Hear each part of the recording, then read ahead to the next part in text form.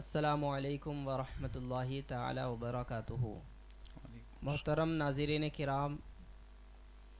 عید میلاد النبی صلی اللہ تعالی علیہ وسلم کا مقدس مہینہ یعنی کہ 12 ربیع الاول شریف جلوہ گر ہو چکا ہے، اور جلدی ہی عید میلاد النبی کا دن بھی تشریف لانے والا ہے۔ اس حوالے سے یعنی عید میلاد النبی صلی اللہ تعالی علیہ وسلم کے حوالے سے ضروری سوالات لے کر کے سبحان اللہ ایک اور خاص عید میلاد النبی صلی اللہ تعالی علیہ وسلم کے حوالے سے ناظرین کرام ہم سوال کرتے ہیں مفتی صاحب سے۔ عمومی طور پر بعض لوگوں کی طرف سے جو کہا جاتا ہے اس میں ایک بات ہر جگہ سننے کو ہمیں ملے گی کہ بدعت، کسی بھی کام کو بدعت کہہ دیا جاتا ہے۔ اسی طرح عید میلاد النبی صلی اللہ تعالی علیہ وسلم کے حوالے سے بھی کہا جاتا ہے کہ یہ کام بدعت ہے، اور پھر اوپر یہ کہ نہ نبی پاک صلی اللہ تعالی علیہ وسلم نے عید منائی، یعنی پیدائش کی خوشی منائی نہیں، نہ صحابہ کرام نے اور نہ تابعین نے۔ اور اس پر پھر یہ کہا جاتا ہے کہ کل بدعت ضلالہ، کہ ہر بدعت جو ہوتی ہے وہ گمراہی میں لے جانے والی ہوتی ہے یا گمراہ ہوتی ہے۔ ہر بدعت کو حرام کہہ دیا جاتا ہے۔ اسی طرح نبی پاک صلی اللہ تعالی وسلم کی ولادت باسعادت منانے کو بھی اسی طرح ناجائز اور حرام کہا جاتا ہے۔ تو بدعت کہنا پھر اس طرح اس کو حرام کہنا، یہ کیسا ہے؟ بدعت کے حوالے سے پہلے تو میں یہ عرض کرنا چاہوں گا کہ بدعت کا مطلب اور معنی ناظرین اور سامعین اچھی طرح سمجھنے کی کوشش کریں۔ اگر بدعت کا یہ مطلب بیان کیا جائے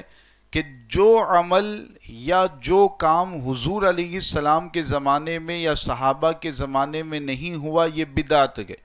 اگر یہ مطلب لیا جاتا اور پھر اس بدعت میں یہ کہ ہر بدعت گمراہی ہے جیسا کہ حدیث میں آیا گیا، تو اس حدیث کو وہاں پر چسپا کر دیا جائے اور یہ کہا جائے کہ یہ عید میلاد النبی بھی بدعت ہے، گمراہی کا ذریعہ ہے، تو یہ سراسر غلط ہے۔ اور ہزاروں لاکھوں ایسے کام ہیں جو اچھے کام دنیا میں ہو رہے ہیں، لیکن اس تعریف کی بنیاد پر اس کو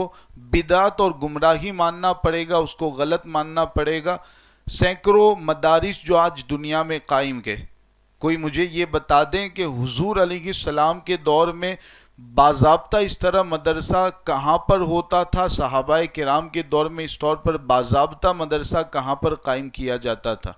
ایسے ہی سینکڑوں کام گئے، مسجدوں کو جو سجایا جاتا ہے، گنبد و مینار لگایا جاتا ہے، یہ وہ تمام چیزیں گئے کہ حضور علیہ السلام کے دور میں ان کا وجود نہیں تھا، صحابہ کے دور میں نہیں تھا، بعد میں یہ چیزیں وجود میں آئیں گے، لیکن پھر بھی ان کو بدعت سیئہ یا بری بدعت اور غلط کام نہیں مانا جاتا۔ وجہ یہ کہ بدعت کا جو تصور کچھ حضرات کی طرف سے دینے کی کوشش کی جاتی ہے وہ غلط ہے۔ بدعت جو بری بدعت ہے، غلط بدعت ہے، جس کو ناجائز مانا جاتا ہے، اس کا مطلب یہ ہوتا ہے کہ ایسا کوئی نیا کام جو سنت کے اور شریعت کے خلاف ہو، اس کو بدعت مانا جائے گا، اور یہ غلط مانی جائے، یہ چیز غلط مانی جائے گی جو سنت اور شریعت کے خلاف ہو، اور اسی کو گمراہی بھی مانا جائے گا۔ ورنہ اگر مطلقاً اس کو بدعت کو گمراہی مانے اور بدعت کو گمراہی کا ذریعہ مانے، تو جیسے میں نے بتایا کہ سینکڑوں چیزیں ایسی ہیں کہ ان سب کو ختم کرنا پڑے گا، بدعت سیئہ ان کو ماننا پڑے گا۔ تو بدعت جو بری مانی جاتی ہے، گمراہی کا ذریعہ مانی جاتی ہے، وہ ایسی بدعت جو سنت اور شریعت کے خلاف ہو۔ ناظرین کی بارگاہوں میں ایک حدیث پاک یہ بھی پیش کر دوں۔ مسلم شریف کی یہ حدیث اور دیگر سینکڑوں کتابوں میں یہ حدیث موجود ہے۔ اللہ کے نبی علیہ السلام نے فرمایا کہ من سن فی الاسلام سنتا حسنتا فلہ اجرھا واجر من عمل بھا من غیر ان ینقص من اجورہم شیء۔ حدیث پاک کو سمجھنے کی کوشش کریں، دیکھیں بدعت سیئہ اور بدعت حسنہ،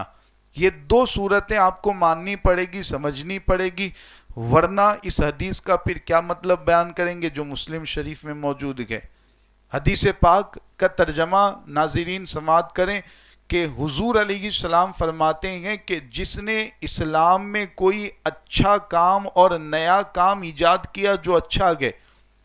جو دین اور شریعت اور سنت کے خلاف نہیں گئے، حضور فرماتے ہیں کہ اسے اس اچھے کام کے ایجاد کرنے کا ثواب ملے گا، اور جتنے لوگ بعد میں عمل کریں گے سب کا ثواب اس کے نامہ اعمال میں لکھا جائے گا۔ سبحان اللہ۔ اور وہ بھی اللہ کا کرم ایسا من غیر ان ینقص من اجورہم شیء، کہ بغیر اس کے کہ ان عمل کرنے والوں کے اجر میں کوئی کمی کوتاہی کو، کچھ کمی نہ ہوگی، اور سب کا عمل اس کے نامہ اعمال میں لکھا جائے گا۔ اور ساتھ میں حضور علیہ السلام نے یہ بھی بتایا، من سن فی الاسلام سنتا سیئتا فعلیہ وزرها ووزر من عمل بها من غیر ان ینقص من اوزارہم شیء۔ یہ حدیث پاک کا دوسرا جز بھی سمجھے۔ حضور فرماتے ہیں کہ جس نے اسلام میں کوئی برا طریقہ نکالا جو کہ حضور کے دور میں، صحابہ کے دور میں نہیں تھا، تو اس برے طریقے کے نکالنے کی وجہ سے اسے اس کا گناہ ملے گا، اور جتنے لوگ بعد میں عمل کریں گے سب کا گناہ اس کے نامہ اعمال میں لکھا جائے گا، بغیر اس کے کہ ان کے گناہوں میں کوئی کمی ہو۔ تو ناظرین دیکھیں، صحیح مسلم شریف کی حدیث کے دیگر کتابوں میں بھی یہ حدیث موجود ہے جس میں صاف الفاظ میں یہ بیان کیا گیا کہ اچھا طریقہ کوئی نکالتا گئے، نیا طریقہ گئے، لیکن وہ اچھا کہ شریعت و سنت کے خلاف نہیں گئے، تو اس پر بھی بندے کو ثواب ملتا گئے، اور جتنے عمل کرتے ہیں سب کا ثواب اس کو دیا جاتا گئے، اور جو غلط طریقہ ایجاد کرے گا تو اس پر اس کو گناہ ملے گا۔ تو بدعت اور نیا کام، ہر نئے کام کو برا کہہ دینا یقیناً یہ غلط ہے۔ بدعت اچھی بھی ہوتی ہے، بری بھی ہوتی ہے، بدعت حسنہ بھی ہے، بدعت سیئہ بھی ہے۔ اب میلاد مصطفیٰ علیہ السلام جو ہم مناتے ہیں، خاص جو طریقہ منانے کا ہے، جلوس کی شکل میں نکلنا،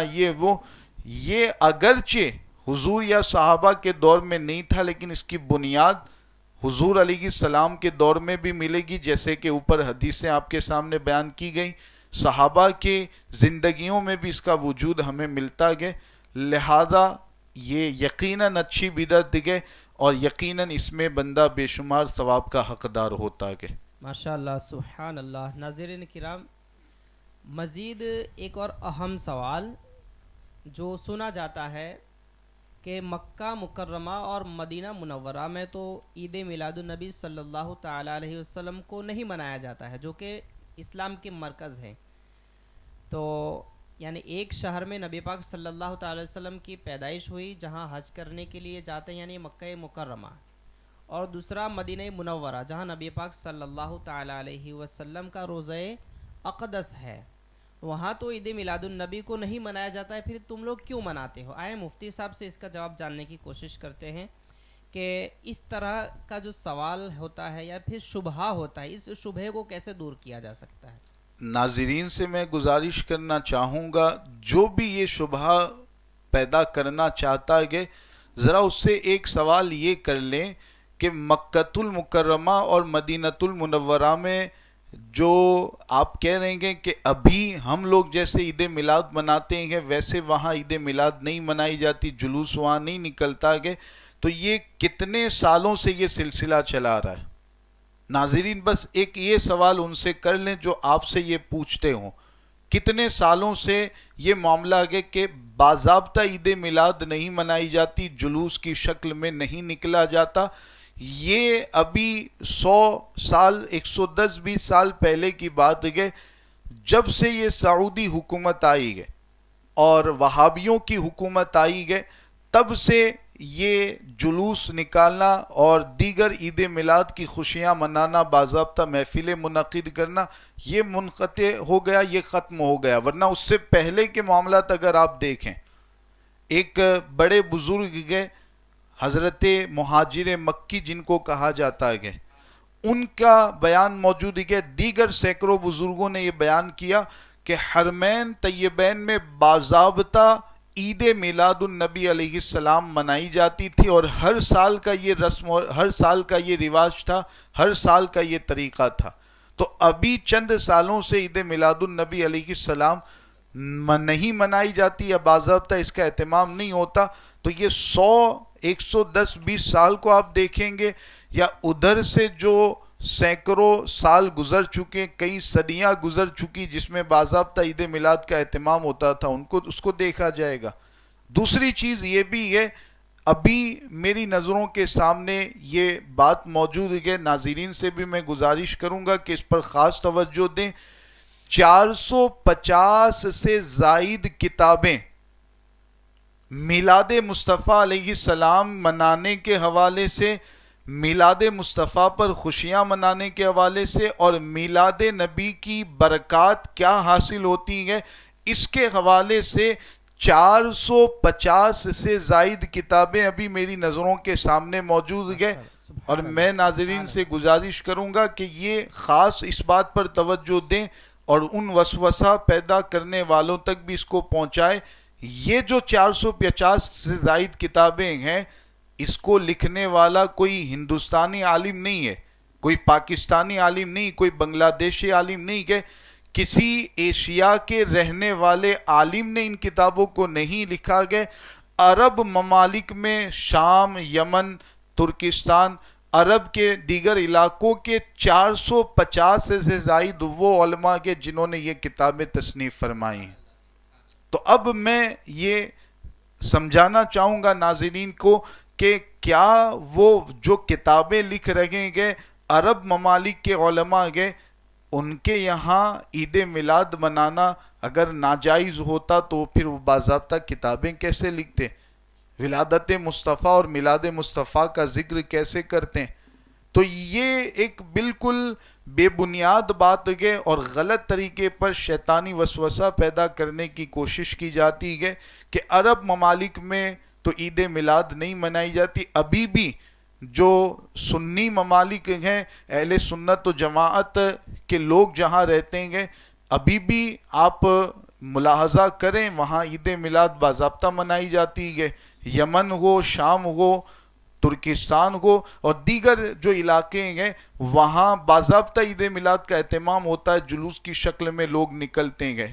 تو یہ چیز سمجھنے جیسی ہے، اور امید ہے کہ شبہات اور اعتراضات جن کو ہیں، اگر وہ ان باتوں کو سمجھیں گے تو ان کے ذہن سے شیطانی خیالات دور ہوں گے۔ ماشاءاللہ، سبحان اللہ۔ ناظرین کرام، ایک آخری سوال اور ضروری سوال مفتی صاحب قبلہ سے کرتے ہیں کہ جو جلوس نکالتے ہیں اس میں ڈی جے کے اندر نعت اور منقبت بجائی اور سنی جاتی ہے، تو اس طرح ڈی جے کے اندر نعت بجانا ایک تو یہ ہے، اور پھر یہ بھی ہوتا ہے کہ ڈی جے یا غیر ڈی جے اسپیکر کے اندر نعت بجاتے ہیں مگر بیک گراؤنڈ کے اندر یہ اللہ کا ذکر اللہ اللہ کہہ کر کے کیا جاتا ہے، تو اس طرح دونوں طریقوں سے نعت بجانا اور سننا یہ صحیح ہے یا نہیں ہے؟ بہت اہم سوالات آپ کی طرف سے کیے گئے۔ ہم دیکھتے گئے مسلمان بھائیوں کو دیکھا جاتا ہے، بعض علاقوں میں جاتے بھی گئے، کئی ویڈیوز کی شکل میں یہ چیز ہمیں نظر آتی ہے کہ میلاد کا جلوس جب نکالتے ہیں، عید میلاد کے دن جلوس نکالا جاتا ہے تو اس میں اس طور پر بھی نعتیں کچھ لوگ بجاتے ہیں کہ ڈی جے میں نعت بج رہی ہوتی ہے اور پیچھے میوزک چل رہا ہوتا ہے یا میوزک کی طرح باضابطہ آواز آ رہی ہوتی ہے، یا بعض لوگ یہ کرتے ہیں کہ ذکر الہی چل رہا ہوتا ہے بیک گراؤنڈ میں اور آگے نعت چل رہی ہوتی ہے، اس طور پر وہ نعت بجاتے ہیں یا پڑھتے ہیں کچھ لوگ۔ تو یہ مسئلہ میں واضح الفاظ میں ناظرین تک پہنچانا چاہوں گا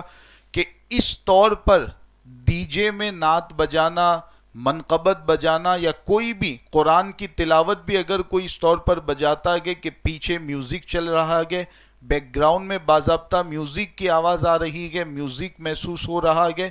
تو یقیناً یہ سخت ناجائز و حرام ہے، شرعاً ہرگز اس کی اجازت نہیں ہے، کوئی بھی سنی عالم آپ کو اس کی اجازت نہیں دے سکتا، یہ شرعاً ناجائز معاملہ ہے۔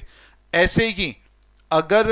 ذکر کے ساتھ نعت پڑھی جا رہی ہے، بیک گراؤنڈ میں ذکر ہو رہا ہے، نعت پڑھی جا رہی ہے،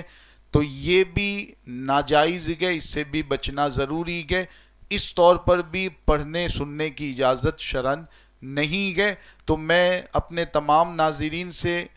یہی گزارش کروں گا کہ عید میلاد النبی علیہ السلام ضرور منائیں آپ، لیکن شریعت کے احکام اور سنت و شریعت کا خیال رکھتے ہوئے منانے کے آپ کو عید میلاد النبی، اور اس میں کوئی بھی ایسا کام نہیں کرنا کہ جو شریعت اور سنت کے خلاف ہو. ڈی جے میں نعت بجانا، میوزک کے ساتھ نعت بجانا، ذکر کے ساتھ نعت پڑھنا سننا بجانا، یہ تمام چیزیں شرعاً ممنوع ہے، لہذا ان سے بچیں. بالکل باضابطہ سنت رسول علیہ السلام